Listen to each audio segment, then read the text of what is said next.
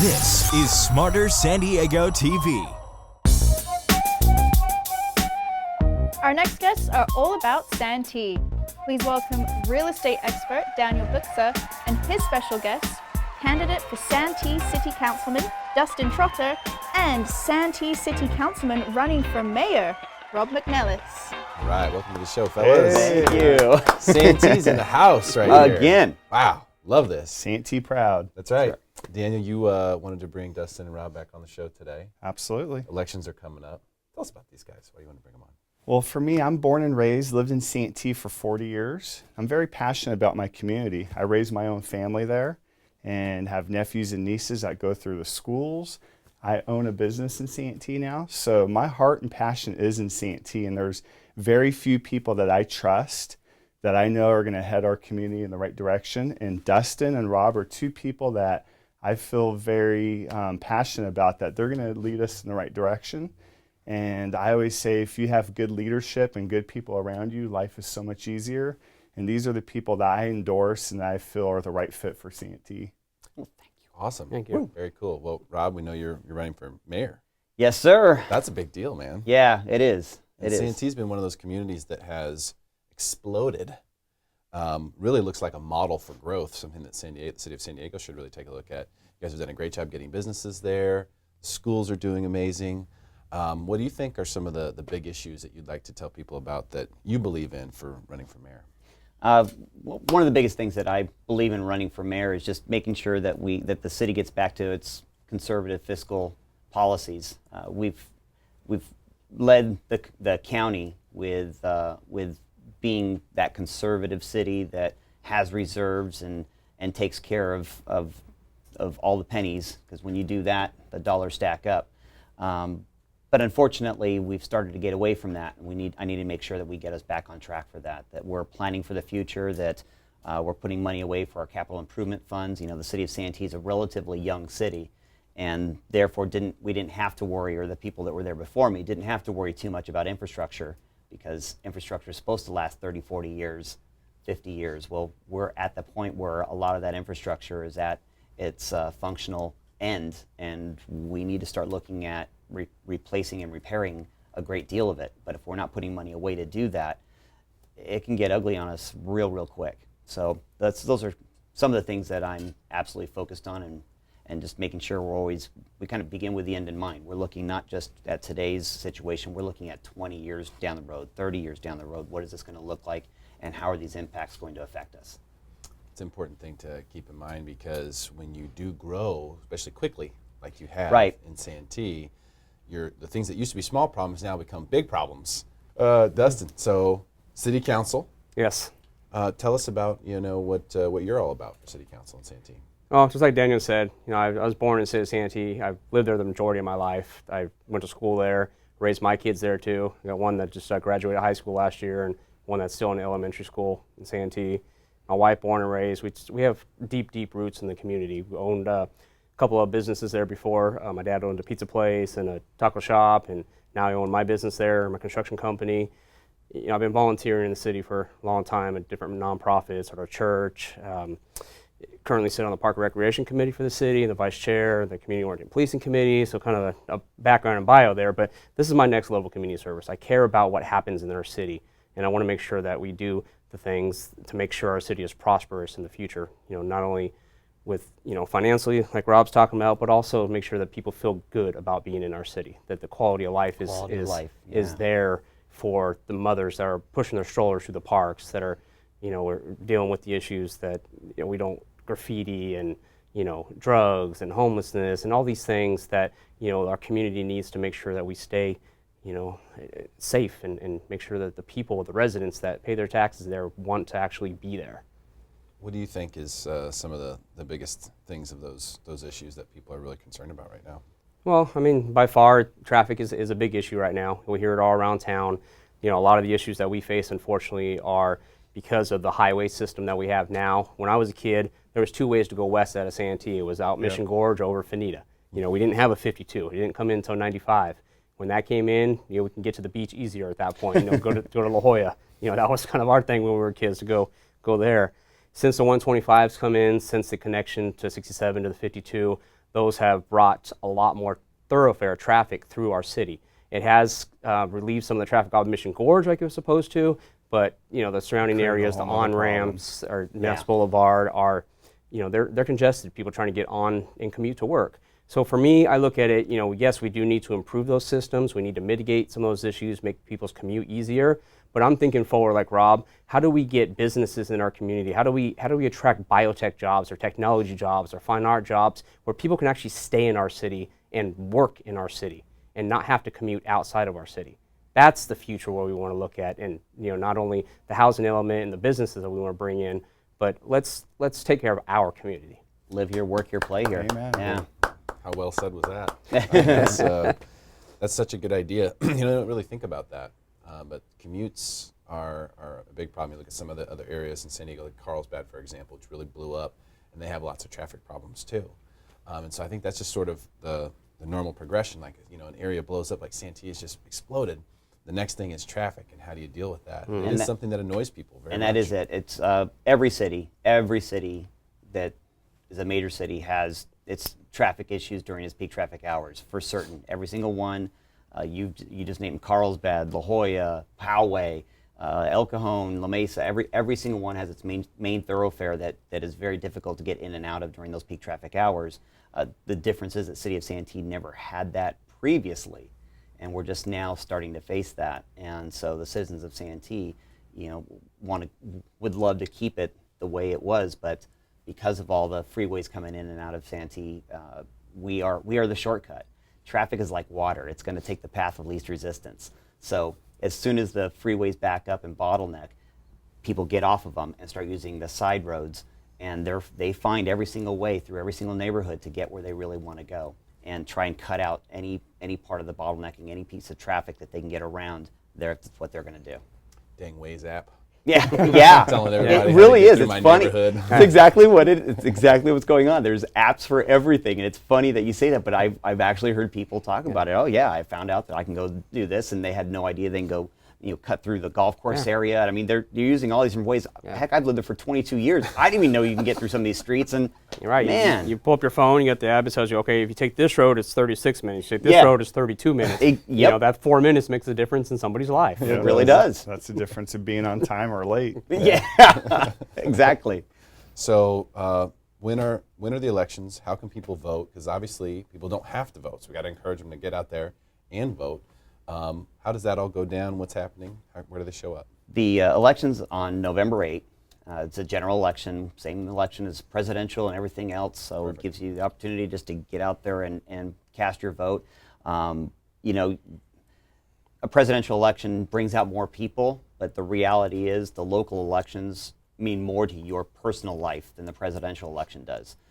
Who you vote for president in the grand scheme of things determines maybe how the country may go, but at the local level, this determines what you're going to be paying for your property taxes. It determines where the traffic that you're going to be dealing with. It determines whether you have growth or no growth. The local stuff is where it's really at. And so unfortunately, Dustin and I have been knocking doors for, almost a year now. Actually, over a year now. Over a year.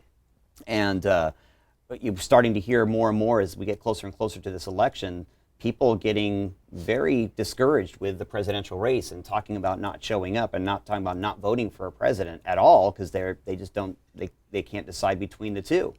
And we're trying to remind them that, okay, that's fine. You don't have to vote every single one, but at least vote your local stuff. That's where it comes home. That's what means the most to you in your life. Your community. As Rob said, the election is November 8th. That's obviously when you go to the polls as a voter, but you have absentee ballots that usually go out about 20-30 days prior to the election. If you do your mail by votes, vote by mail.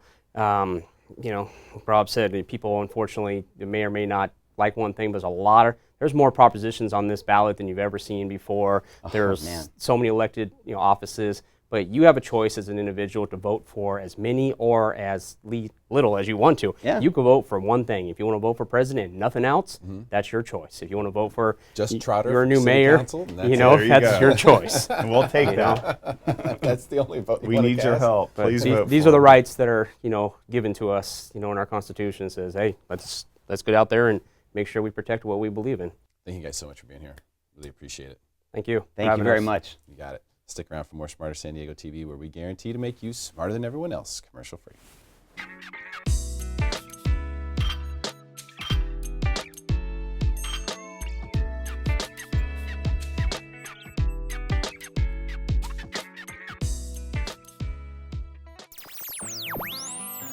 Our next guest is discussing the North County Inland Market.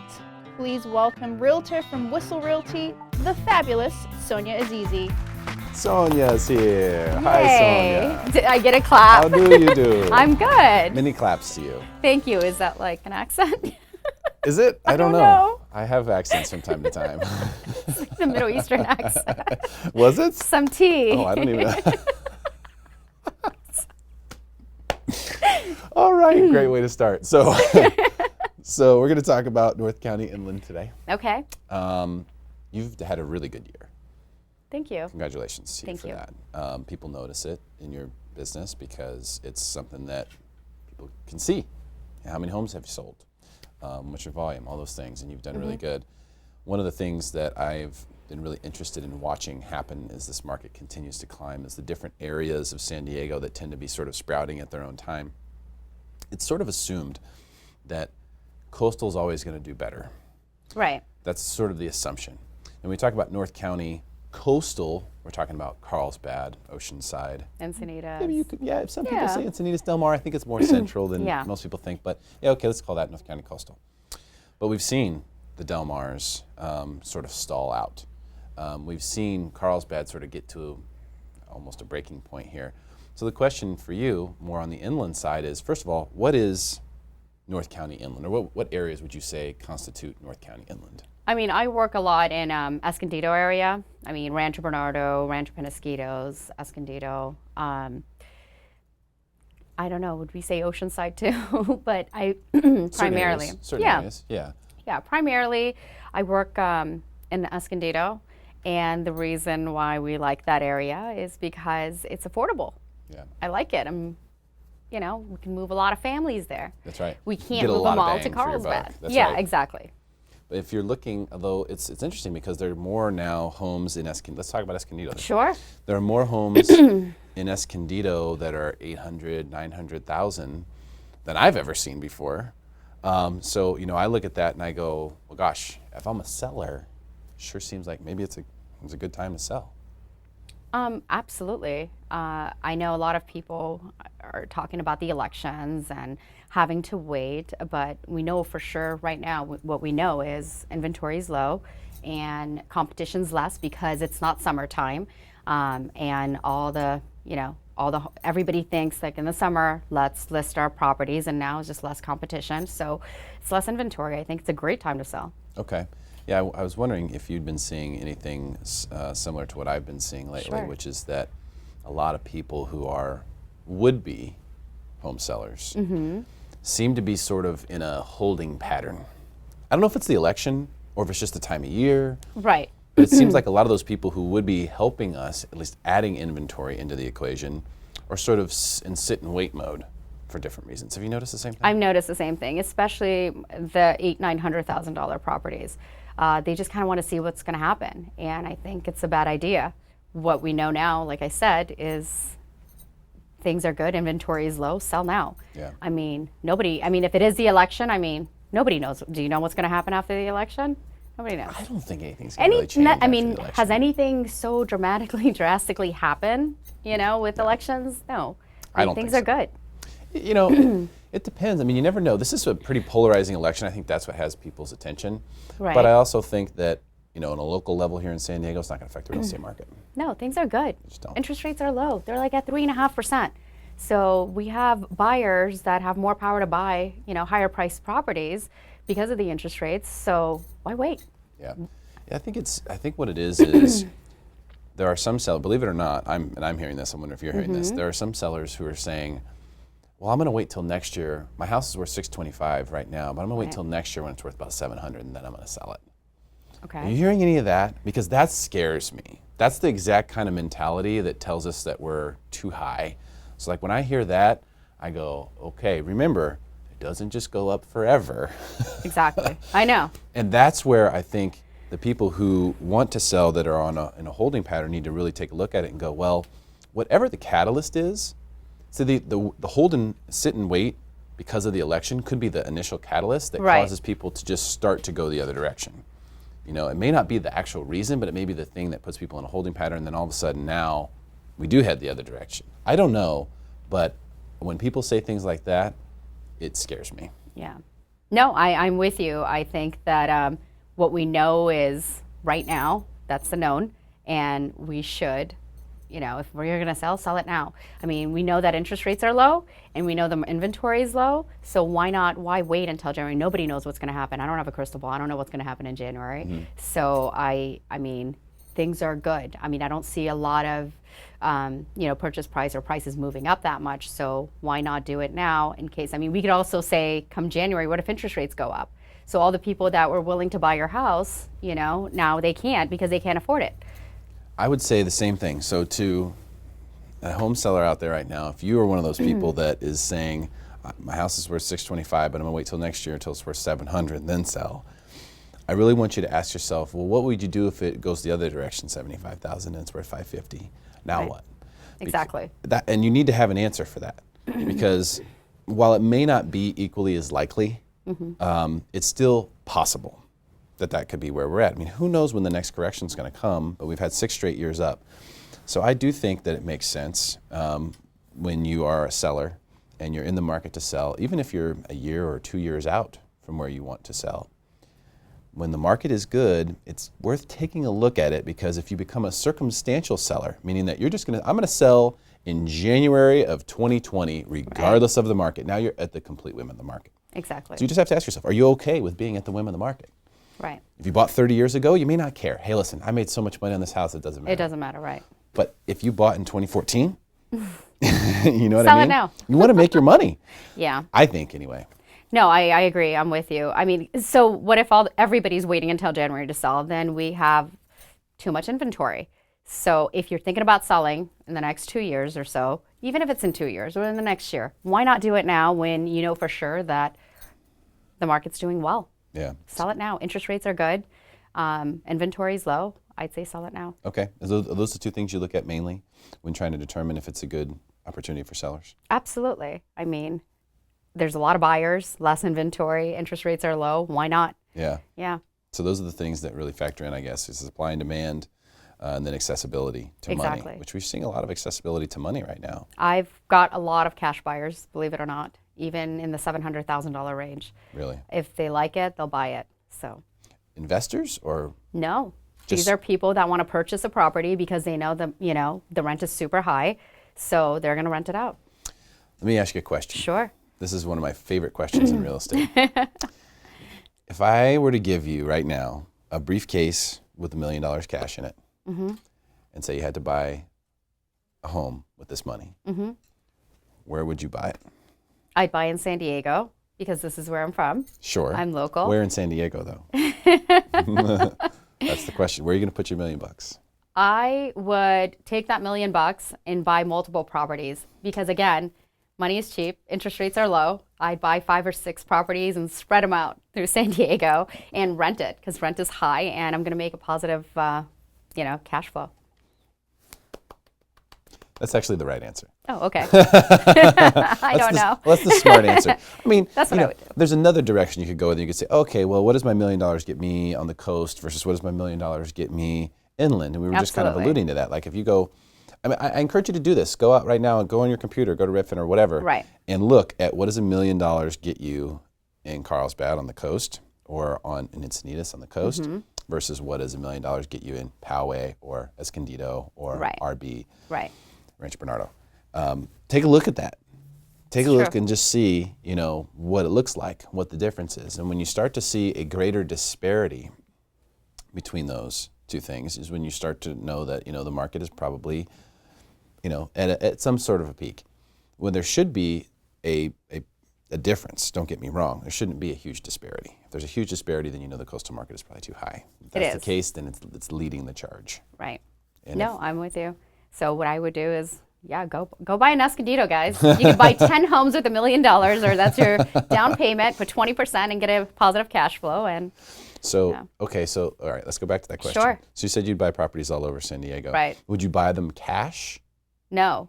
No. Interest rates are 3.5%. So Why? you'd put 20% down. I'd put 20% down, rent, on a $400,000 property, which you can get. $400,000 property, put 20% down, get multiple units, have a management company run, all the tenants, and you're good to go. You just sit there and start collecting money and have somebody pay for your investment. Sounds like a dream. Where's that $1 million? Brilliant advice. Now let me just go to my office and get the briefcase with the $1 million I'm in waiting for that. I'll spend about a couple thousand on the shoes and then go shoe shopping exactly. first. Okay. Yeah. See, my shoes don't cost that much, but They look your nice. shoes obviously do.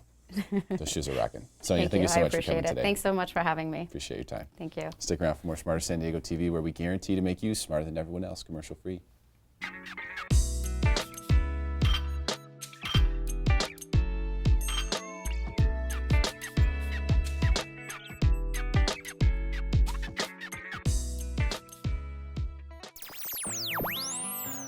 If you are a first-time buyer, you should listen up.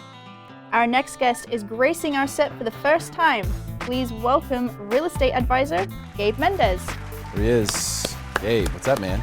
Morning. How you doing, brother? I'm well, man. Thank All you. right, good to see you. Excited. So, I know you do a lot of selling and buy sides in the real estate industry, but you've been working with a lot of first-time buyers. Right. The past couple of years, and that's sort of given you, I think, an insight and an expertise in that arena that exceeds the average agent.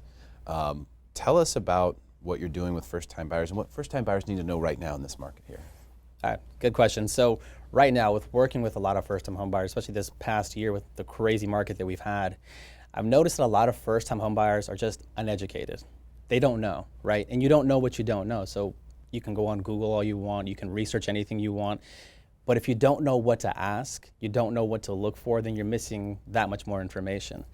So a lot of things for buyers, for instance, is the first thing that I come in contact with, I think the best place to start is renting versus buying. A lot of people around my age and older and even younger are renting, and as you know as well as I do, that the rental income is at all-time high. Yeah. I was researching the other day, and it was crazy to find out that in San Diego County, the average cost of a 2-bedroom place to rent in San Diego is $2,100. That's the average? Average in San Diego County. Oh now, my gosh. some places may vary a little less or a little more than, but That's a very high average. Right, exactly. So San Diego.gov is where I got the information from. So prices are high. It's ridiculous. And so I'm talking to a lot of my friends and family. I'm like, listen, if you're paying X amount in rent, well, for example, let's start with that example there, $2,100. That could qualify a lot of first-time home buyers for a purchasing power of up to $350,000. I mean, if you're out there, go on my website, GabeMendez.realtor, and search properties on the Sandecor, because I have the IDX set up, and find out what $350 will do for you. And I'm telling you, single-family detached, I mean, there's just so many more benefits to doing that. So a lot of first-time homebuyers are uneducated in that. And I mean, that's our job, is to go out there and to provide that information for them.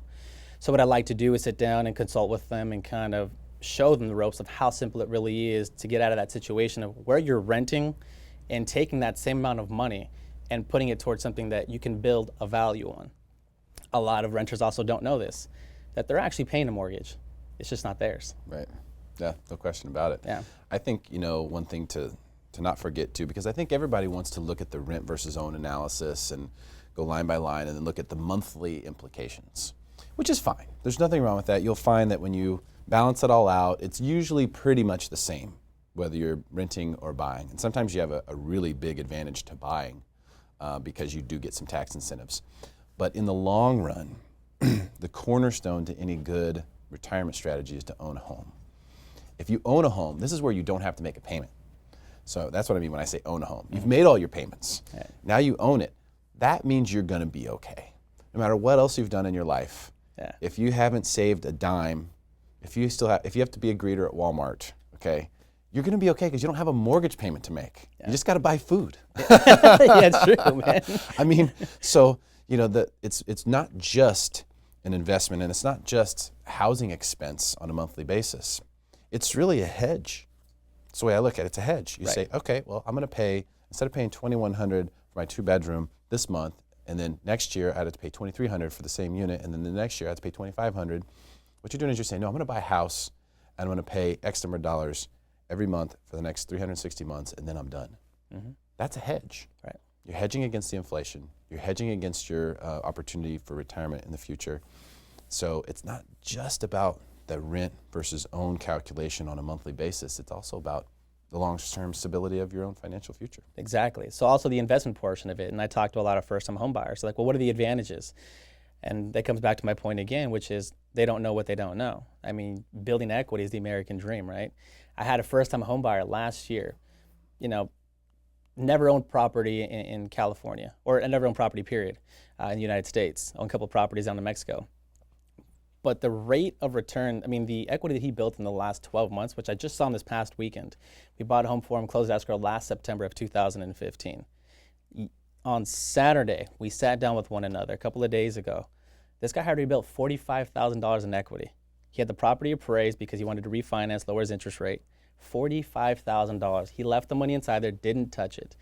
And I looked at him like, how do you feel about that? He's like, well, I don't know how to feel about that. I'm like, do you understand that you've just earned an extra $22,000 annually, or pardon me, another $40,000 annually the last year? That's like another full-time job. Where else can you just sit, do your job, live with the family, and travel, and earn an extra $40,000? Who knows where that's going to end up 2 years from now, 3 years from now, 4 years from now? So that's another advantage, renting versus buying. Yeah. And I was proud of that. Yeah, the opportunity for appreciation is a big one. In fact, we just, on our reality show, Win This Listing, we just met with a homeowner and military, single income military family, and they bought their house in Spring Valley for around $300,000, maybe 5-6 years ago, something like that. Now it's worth $400,000. Wow. So now after they've made payments and all this, and they were shocked. They thought, oh, maybe it's worth $320,000, $330,000. That's gonna be worth about $400,000. So they're going to make all that money, and by the way, tax-free. That's the thing. No capital gains when it's your primary residence. You've been there more than 2 years. So this is going to be more money than they've ever thought that they would have at one time, and that's pretty cool. That's so awesome. Man. It's really, really cool to see that. Like, well, what are you going to do now? Now you have some real money to invest or to stock away, or they have 3 kids. I mean, that's college money. Right there. So yeah, the opportunity for appreciation is also something that doesn't show up on that rent versus own monthly payment calculator, is that opportunity for appreciation and what that actually, will do for you in the long run. What do you think about areas for first-time buyers? Is there any area that's like a sweet spot that they should be looking at? You just said it, Spring Valley. So I've noticed that Spring Valley is an excellent place for a first-time home buyers to start their purchase. I'm not sure what it is about Spring Valley, but properties appreciate there. I mean, they're a great starter home. You get a lot of home for your buck. And I think it's one of the best places in San Diego County to start. For a first-time home buyer to purchase a property, to have enough home to live in a nice neighborhood, and to center location. You have a couple of freeways by there. You have the 125, 54, and build some equity over time. And then after that, transfer that equity into a new project, a new purchase. Yeah. Yeah. And, okay. So Spring Valley's the one. Spring Valley's the one. So man. Nailed it. All right. Nailed it. Yeah. You're good, man. Hey, what about like programs for first-time buyers? I mean, there used to be incentives and different things like that. I don't know. Do we have anything like that anymore? Good question. So that's another thing. So programs galore.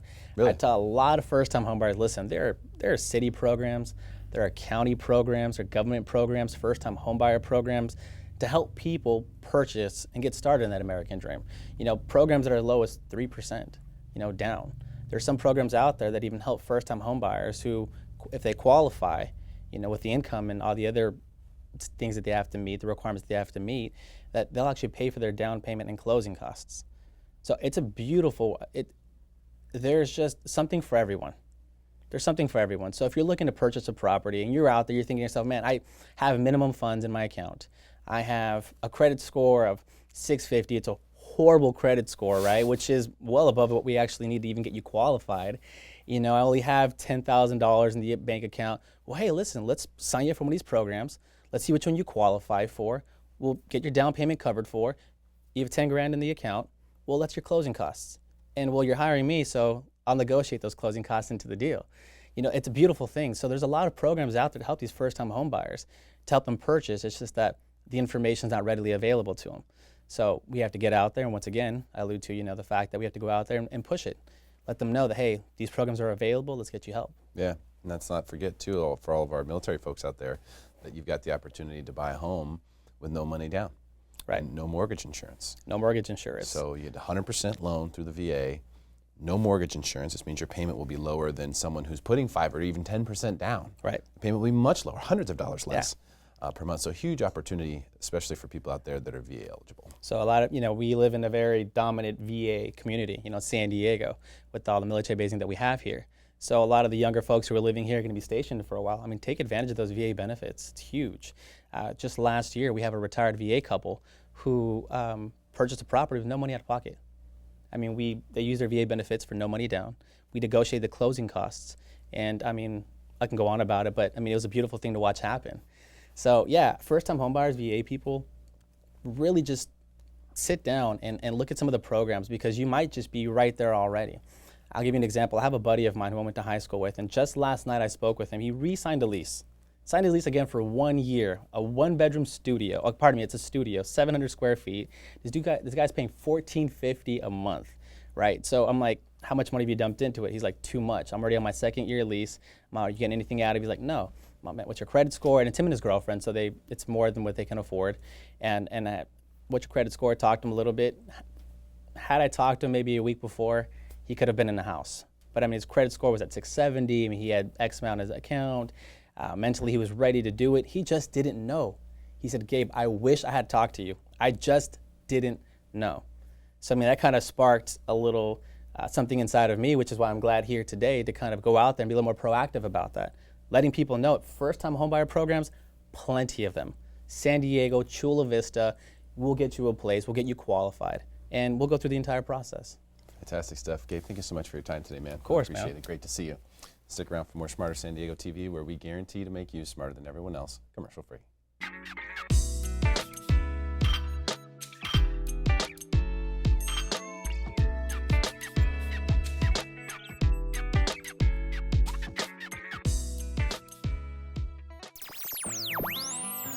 There is a lot of talk about plans for downtown, and our next guest is going to discuss the real estate aspect of it. Please welcome the president of I Sell the City Real Estate, Jorge Verdugo. Well, hey, what's up, man? Not much, Derek. How you doing? How you doing? Welcome to the show. Thank you. Thank you for having me. I appreciate that. Great to have you back on the different set here today. Yes, love the set. Still talking downtown. Still talking about I Sell the City.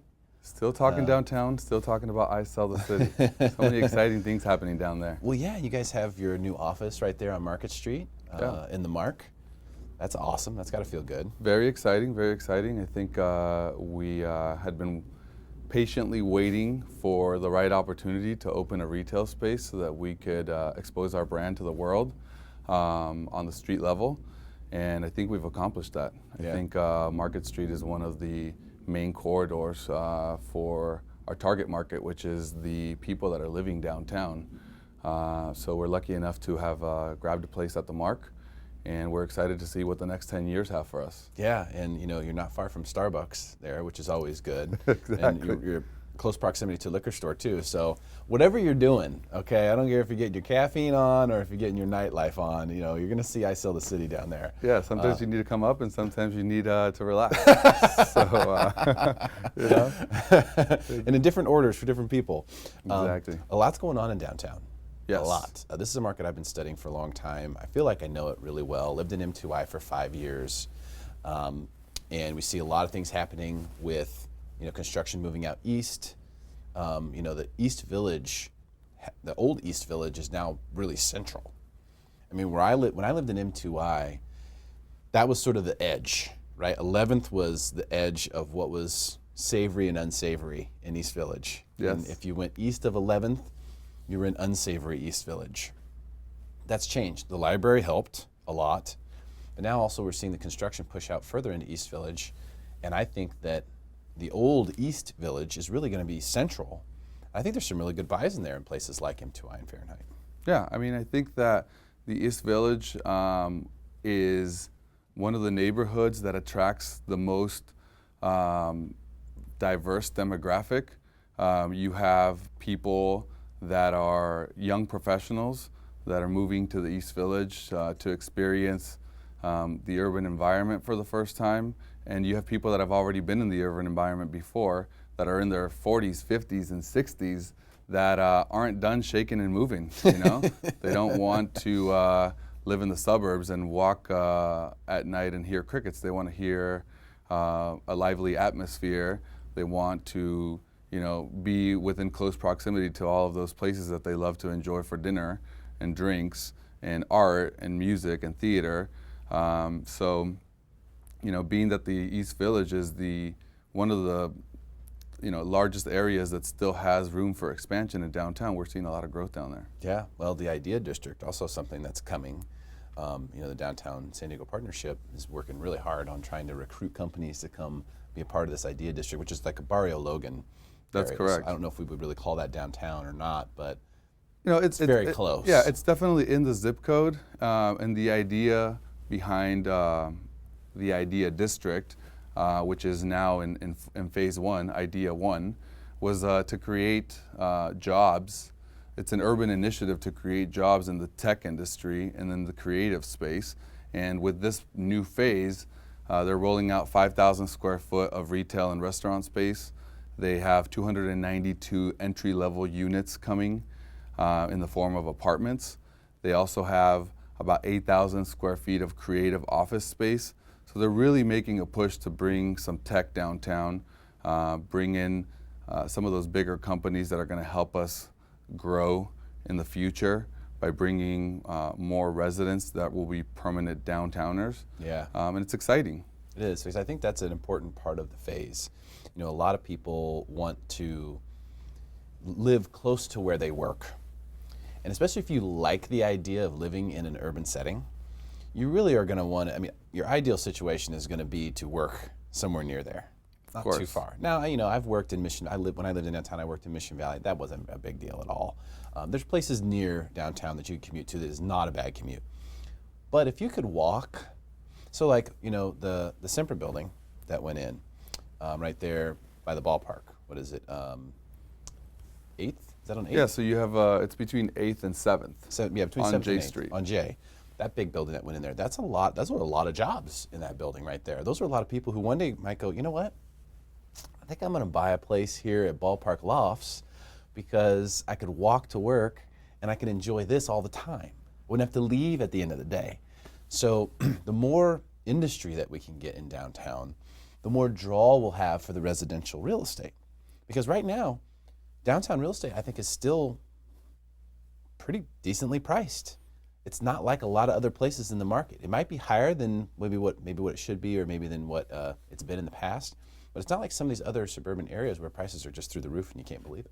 Yeah, I think one of the things that has happened in downtown is that we have a lot of people who work downtown but live outside of downtown, so they're commuting into downtown for work and then leaving to go back home.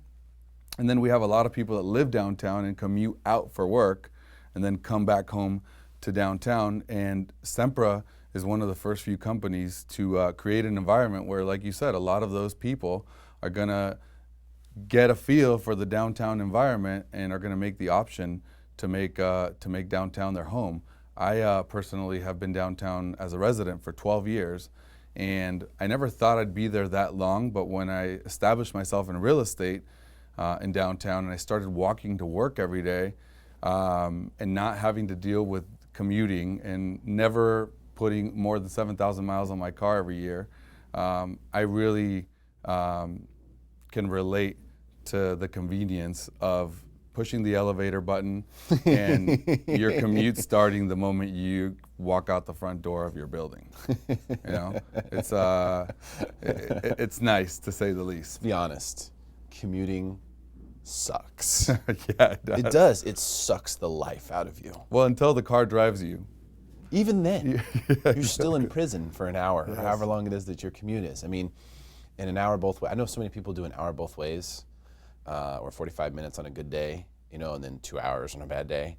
And it sucks the life out of you. So now let's imagine this urban atmosphere that the Downtown Partnership and what just sort of is unfolding in downtown. Imagine a situation where you don't need a car. You've got Uber.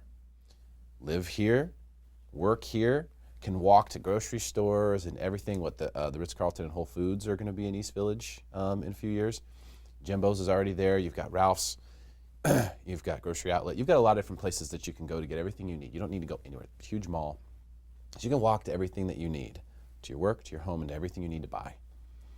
Now, do you really need a car anymore? Well, it's funny that you mentioned that, because a lot of the new developers that are building some of the smaller infill projects, the talk on the street is that in order to make living, or at least the entry level living, more affordable, they are actually coming up with projects that include very little to no parking, and kind of forcing people to try to imagine themselves living without a car and testing out those waters and figuring out what life would be without owning a vehicle. And I think especially young professionals are really drawn to it because they're tired of wasting money on insurance, they're tired of wasting money on gas, they're tired of wasting money on maintenance, and they realize that most of the stuff that they're interested in is happening within walking distance of their location. So, we're not the only people talking about, driverless cars or, parking being an issue. Developers are seeing that, and they actually feel like there's a trend where people aren't going to want cars or need parking. Yeah. Well, one thing we don't have in San Diego is a great metro setup, right? We don't have a good metro setup. That's correct. The metro setup we have is barely acceptable. So because of that, you see lots of issues with parking and driving and things, but Uber's been huge. I could totally see, because I lived in downtown for 5 years. If my work had been down there, I would have been one of those people would have got rid of the car. 2 seconds. Even if I'm Ubering and it's costing me the same as it was costing me to own a car, I don't ever have to take it in for maintenance and then figure out how to get a ride somewhere or whatever. I don't have to worry about it breaking down on me and me being stuck on the side of the road or getting a flat tire or any of those things that are sort of the question mark items that you never know when it's going to happen, but you know at some point it's going to happen. Right. You don't have to worry about, I get in an accident, isn't my fault, or insurance, or just any of that stuff, the gas maintenance, all the things we talked about. Buying a car itself is a huge ordeal. Yeah. The taxes involved. None of that. So now I just take all that stuff off my plate. I don't have to worry about parking anywhere, ever. Maybe if I have a parking spot that comes with my place, I rent it out and make a couple $100 off of it. You know what I mean? Right. So I think there is something to be said for that. I think downtown San Diego is one of the places that it's a newer downtown, right? This is a newer downtown. I mean, this just started. It's been, 15 years? I mean, 15 years ago, what was it? It was nothing. Right. So it's a brand new downtown that's being built in an era where things have changed a lot. Technology's changed. What people want has changed. I think downtown San Diego 20, 30 years from now, people are going to see it and they're going to be like, wow, this is the downtown of all downtowns. Yeah, you're completely right. I think that there's a lot of exciting things coming to downtown. Downtown is still a relatively new city that has a ton of growth potential. In my opinion, it's a hidden gem, and that's why we opened a new office downtown. That's why we rolled out the I Sell the City brand. About 10 years ago, when I first started selling real estate in downtown, I fell in love with the city. And as the years progressed and as my experience in downtown San Diego real estate became a little bit more in depth, I had a lot of clients telling me like, George, you know all of the buildings and there's a lot of different types of inventory downtown. I feel like the options are we have great options. Whether I want to live in a loft building or I want to live in a luxury high rise, the options are there, and what you really do is you sell us on the neighborhood. You sell us on what's coming around the building that we're interested in. You provide information on the future of downtown. In essence, I sell the city, not the condos. I think that if you're looking for a real estate professional to give you a reading on square footage and analyze comps for you, there's many people that could do that, but people should really be looking out for somebody that could give them some insight on what's going on in the new neighborhood that they're about to occupy. Yeah, no question about that. George, thank you so much for your time today, man. You're welcome. Really Take appreciate it. We got to let you go so you can go sell the city. All right, man. Stick Take around care. for more Smarter San Diego TV, where we guarantee to make you smarter than everyone else, commercial free.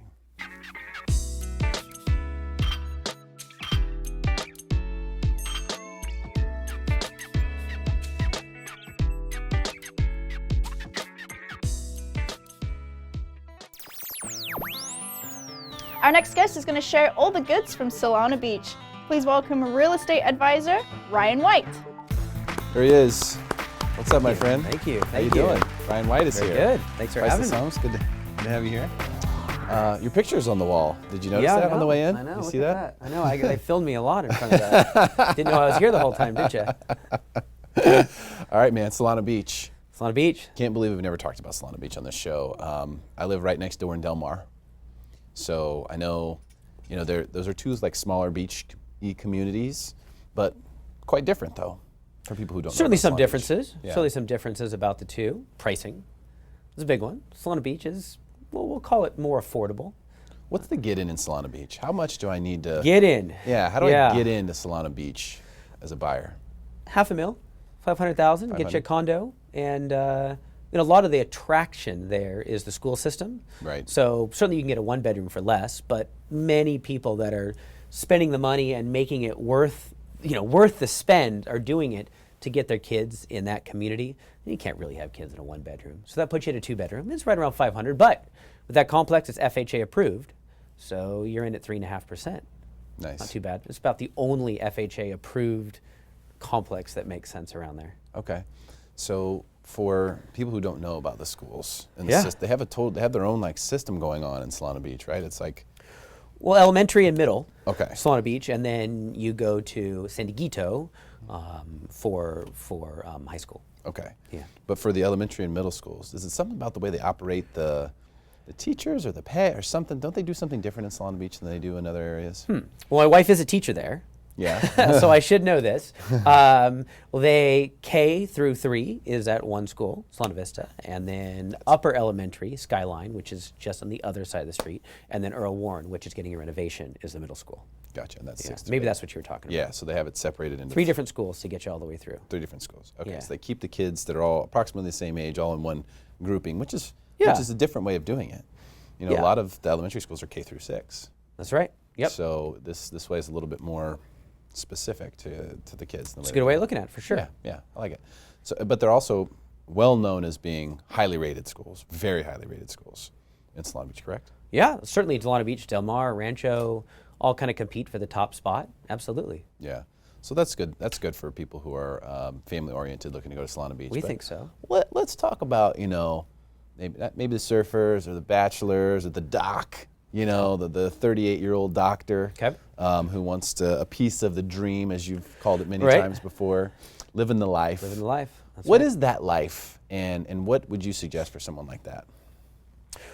Well, the beach life there, as you mentioned, there's a little bit of surfing to be had there, but to be able to park yourself in that community can be done for the doctor, let's say under $2 million. Leaves you put you west of the 5, even more so west of Nardo, which is where it begins to slope down, and the homes all tend to have ocean views. And we certainly do see a lot of congregation of that athletic lifestyle happening right there in the community, and a lot of docs are part of that. Yeah, they are. Yeah. That's what I've noticed, because I work out, so I live in Del Mar, but I work out in Solana Beach over at Fit there. Okay. Where would you say the line, where is the line for Solana Beach versus Del Mar? Is it Via Del Mar? Via Del Mar, yeah, absolutely. That's what I thought. That's the line. And then on the north side? On the north side of Via Del Mar, yep. Yeah, so Brigantine would be Del Mar. Okay. Officially, and of course the north side of that would be Solana Beach. Okay, and then where's the north Solana Beach border? Well, the street is Lomas. Okay. But Solana Beach extends beyond that. It's really to the lagoon. South of the lagoon is Solana Beach. Gotcha. Yeah. Okay, and you guys count some of those houses that are east of the 5 as Solana Beach? We do too? count east of the 5, which is where I live, over there in the slums, east of the 5, Solana Beach. Solana Beach is only 4 square miles, so we count all of it, right? We got to count it all. There's some 6,000 homes there, and yes, certainly east of the 5 does count. So if you go east of the 5 in Solana Beach, you can really start to get bang for your buck in the Solana Beach area. I mean, at least from what I've seen, there's some amazing homes over there for like $1 million, $1.2 million, east of the 5. Sure, and so a very planned community, this planned many years ago, but a planned community we call the Santas, because all the streets start with Santa something, which is again where I live. The lots are a little bit smaller. There may be a quarter to a third acre.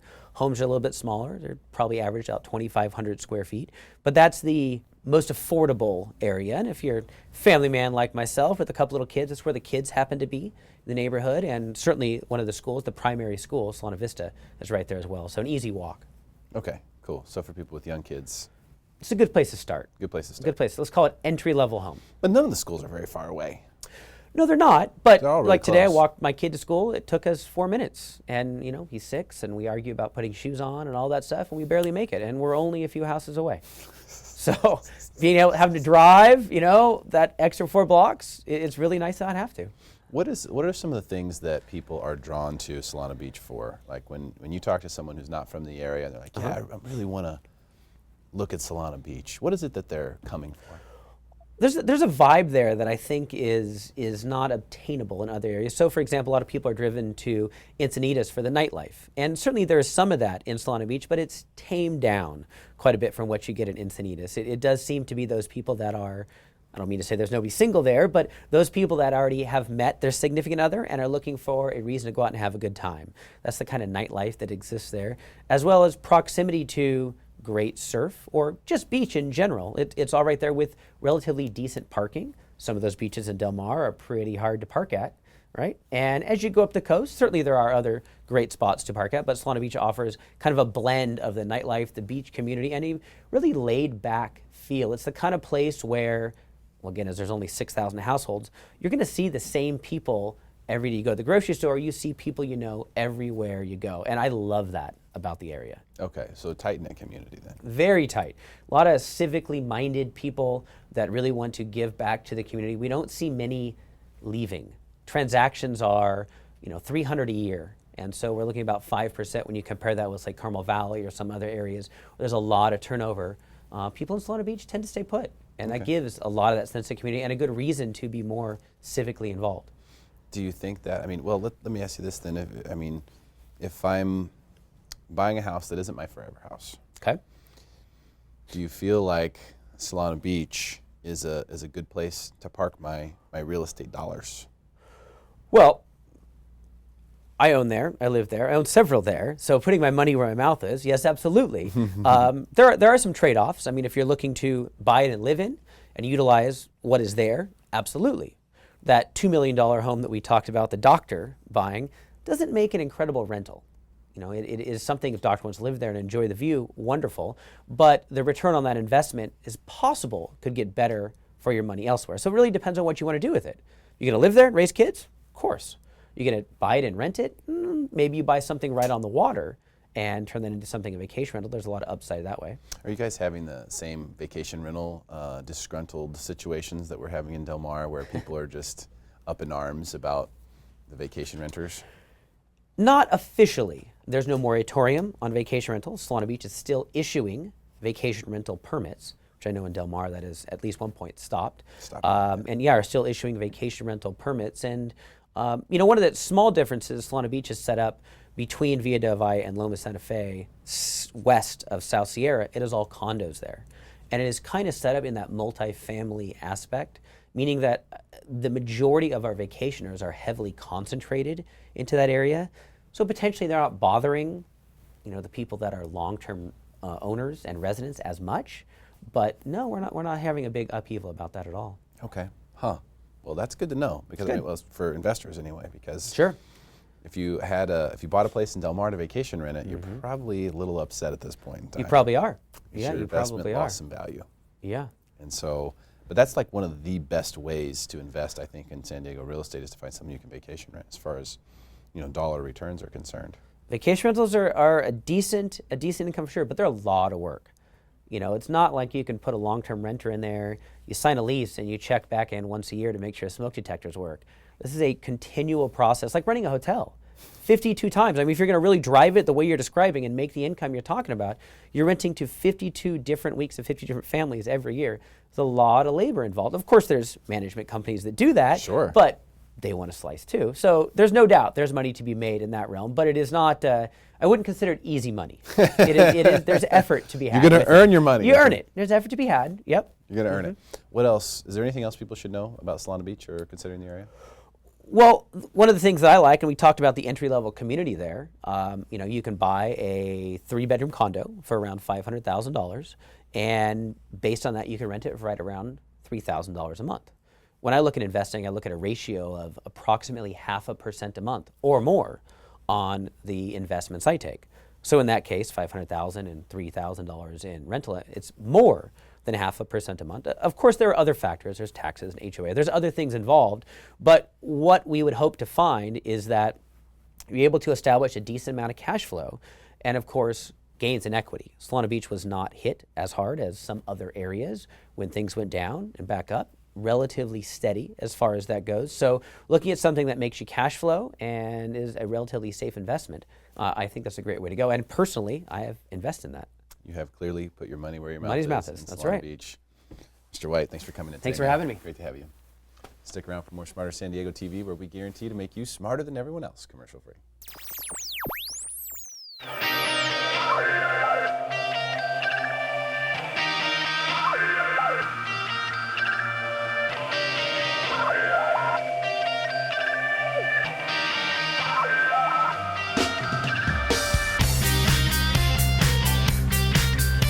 Good morning, Jalia here with Smarter San Diego TV. You know, there's been a lot of negativity on the news right now, and we want to counteract that with some positivity, send out some good vibes. We're enjoying a beautiful day in La Jolla Cove, and we're going to talk to some people about acts of kindness that have left an impact in their lives. And we are here with Michelle to tell us about one right now.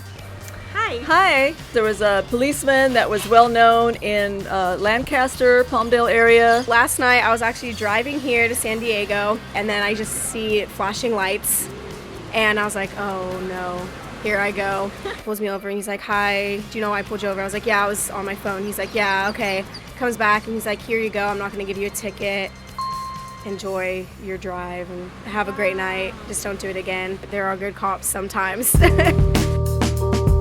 My family actually runs a charity breakfast every year to raise money for hospice care. And this year was the 9th annual year, and we raised, in a 4-hour breakfast, we raised $9,000. So that's something that we take pretty seriously, trying to raise money, and all of the siblings go back home to help out with the family doing that. The other day I was in a Starbucks coffee, and someone just behind me paid the coffee for another person, and I think it was really nice to him to just pay the coffee like this, and yeah, it was really kind. So tell us about an act of kindness that has left a good impact in your life. Somebody was coming out of a bike rental shop, I think, with a bike and lifting it, and he swung it and hit the chick right in the face and knocked her over. But everybody came out from all the different businesses to help her. Somebody got on the phone right away to 911. It's pretty awesome to see everybody come out of the businesses like that, all simultaneously, and help her out. During the holidays, my mom will always randomly buy someone's groceries that's in front of her. Yeah, so she does that around the holidays, and I think it just proves that you can do anything for anyone, anytime. A friend of mine, we went out to eat, and they completely messed up on our food order. They ended up comping the meal. There was a homeless lady with a chihuahua in her backpack, and she was barefoot, so I took her in a Goodwill and bought her some stuff. That's so sweet. Can I give you a hug? Yeah. Oh, that's beautiful. No problem. It was awesome. Yeah. She was really happy, and then I left before she could thank me. We could tell that she was stressed out, and we pretty much gave her the tip of the full amount, even though they comped us. And I think that's a huge thing that, it's all about how we choose to respond to situations. So Jonathan, tell me about something nice you did. So I gave the hotel person a picture, and then he smiled, so I gave him another one. Oh, that's so sweet. What was it a picture of? The hotel. And has it left you wanting to pay it forward? Oh, of course, you got to pay it forward. That's try to pay it forward every day. It definitely makes me want to pay it forward, give back a little bit. They really showed me how I want to act to my kids one day. Yeah, it's a circle. When you do something good will happen to you. And absolutely, yeah, I will look to reciprocate at some point, or indeed give the same opportunity or better to my kid. That's how we work in this world, is just paying it all forward and being kind to everybody. We're all the same people and all the same race, so it's pretty easy to get along with people if you just kind and respectful and mind your P's and Q's, and it's all good. We all kind of just flow together. As you can see, there's plenty of kindness going around. We want to keep the positive vibes going. Follow us on Facebook and YouTube, and stay classy, San Diego.